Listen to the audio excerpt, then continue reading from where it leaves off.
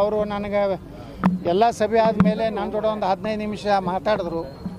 ನಾ ಹೇಳಿದೆ ಯಾವುದೇ ಲೋಕಸಭೆಗೆ ನಾನು ಸ್ಪರ್ಧೆ ಮಾಡೋದಿಲ್ಲ ಮತ್ತು ನನಗೆ ಕರ್ನಾಟಕದಲ್ಲಿ ಚುನಾವಣಾ ಪ್ರಚಾರದ ಜವಾಬ್ದಾರಿ ಕೊಡ್ರಿ ಪ್ರತ್ಯೇಕವಾಗಿ. ನಾನು ಇಡೀ 28 ಲೋಕಸಭೆಯಲ್ಲಿ ಪಕ್ಷದ ಒಂದು ಕೆಲಸ ಮಾಡ್ತೀನಿ.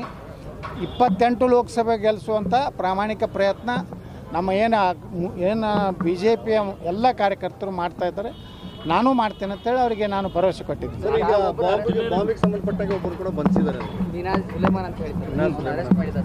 ಸರ್ ಅದು ಭಾಳ ದೊಡ್ಡದಿದೆ. ಈಗ NIAದವರು ತೊಗೊಂಡಿದ್ದಾರೆ.